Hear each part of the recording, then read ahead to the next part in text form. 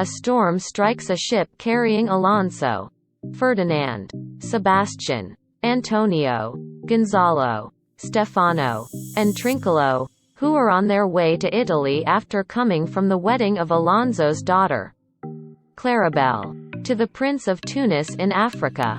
The royal party and the other mariners, with the exception of the unflappable boatswain, begin to fear for their lives. Lightning cracks, and the mariners cry that the ship has been hit. Everyone prepares to sink. The next scene begins much more quietly. Miranda and Prospero stand on the shore of their island, looking out to sea at the recent shipwreck. Miranda asks her father to do anything he can to help the poor souls in the ship. Prospero assures her that everything is all right and then informs her that it is time she learned more about herself and her past. He reveals to her that he orchestrated the shipwreck and tells her the lengthy story of her past, a story he has often started to tell her before but never finished.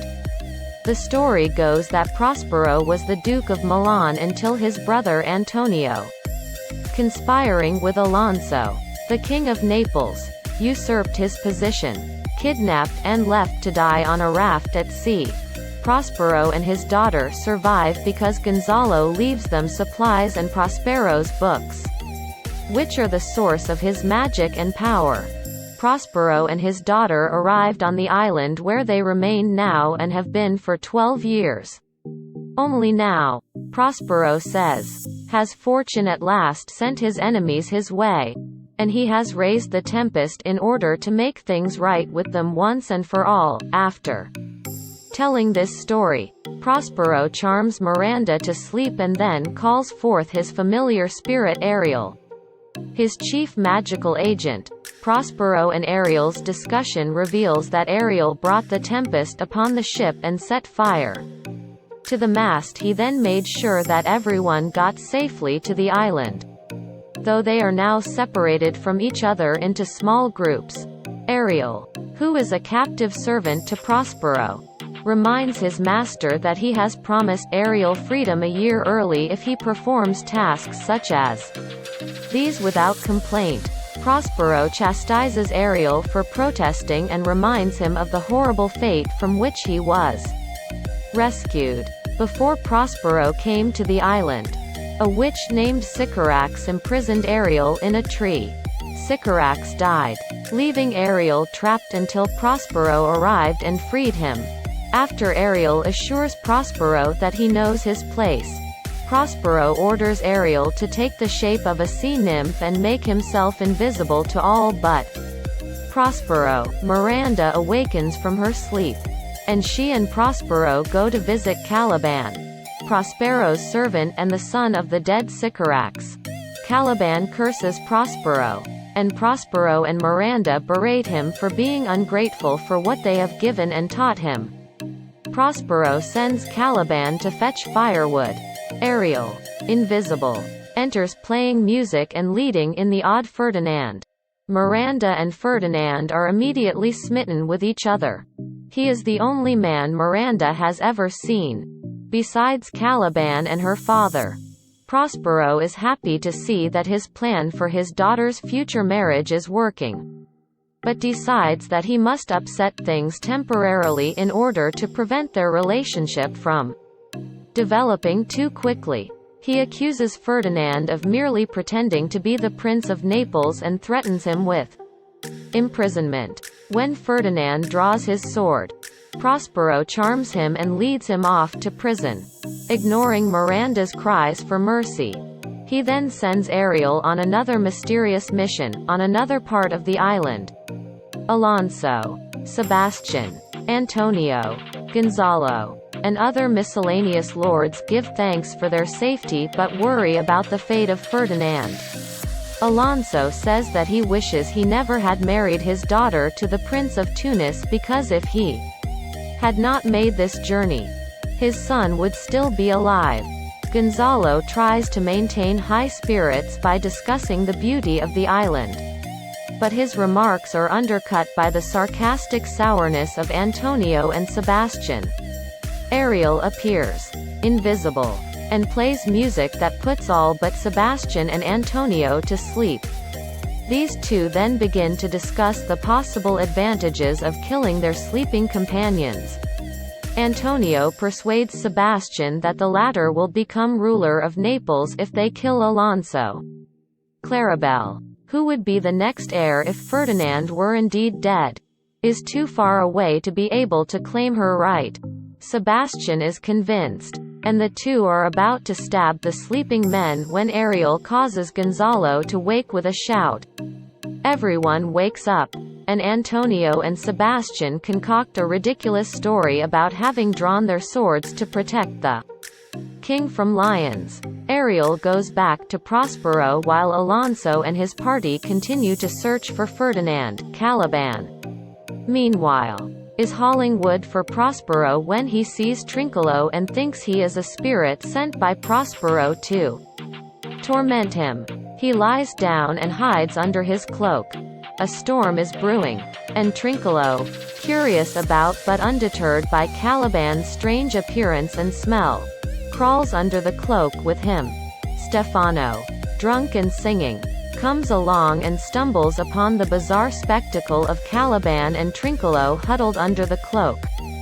Caliban, hearing the singing, cries out that he will work faster so long as the spirits leave him alone. Stefano decides that this monster requires liquor and attempts to get Caliban to drink. Trinculo recognizes his friend Stefano and calls out to him. Soon the three are sitting up together and drinking. Caliban quickly becomes an enthusiastic drinker and begins to sing. Prospero puts Ferdinand to work hauling wood. Ferdinand finds his labor pleasant because it is for Miranda's sake. Miranda, thinking that her father is asleep, tells Ferdinand to take a break. The two flirt with one another. Miranda proposes marriage, and Ferdinand accepts.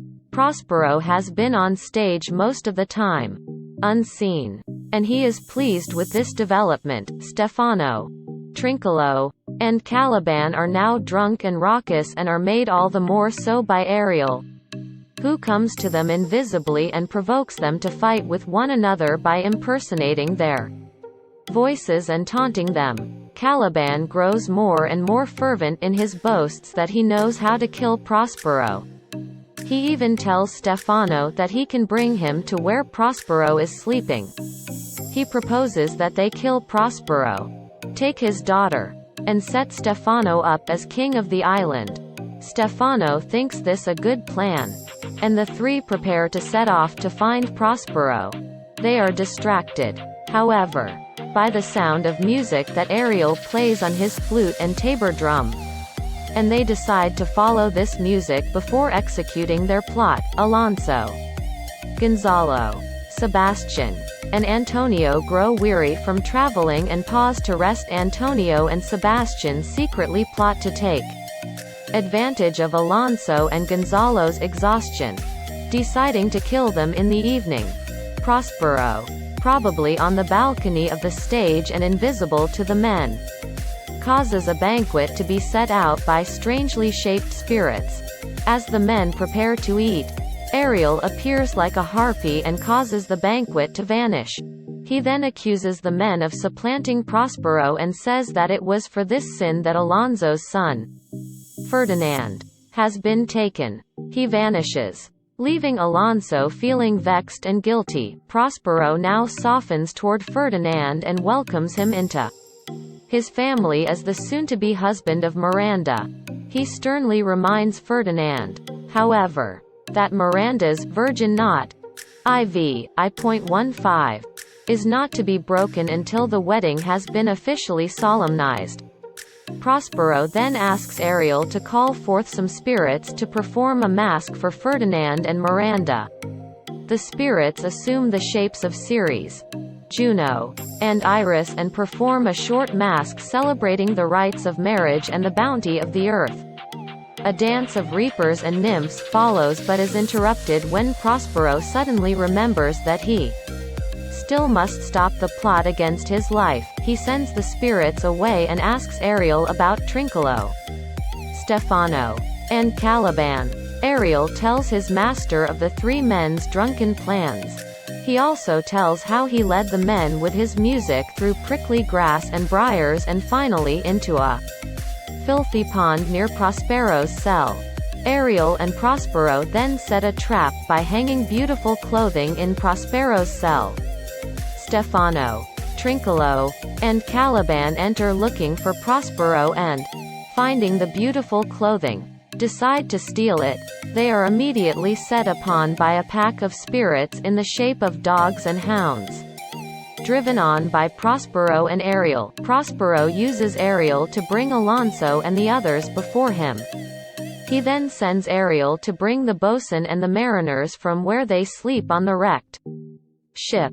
Prospero confronts Alonso, Antonio, and Sebastian with their treachery, but tells them that he forgives them. Alonso tells him of having lost Ferdinand in the Tempest, and Prospero says that he recently lost his own daughter.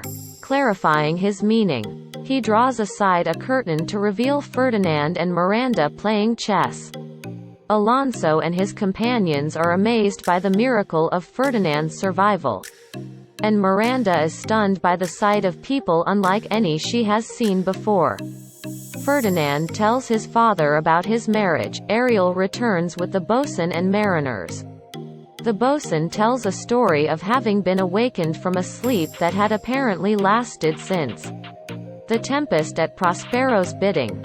Ariel releases Caliban, Trinculo and Stefano, who then enter wearing their stolen clothing. Prospero and Alonso command them to return it and to clean up Prospero's cell. Prospero invites Alonso and the others to stay for the night so that he can tell them the tale of his life in the past 12 years. After this, the group plans to return to Italy. Prospero, restored to his dukedom, will retire to Milan.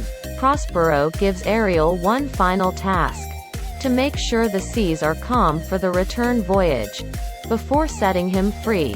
Finally, Prospero delivers an epilogue to the audience, asking them to forgive him for his wrongdoing and set him free by applauding.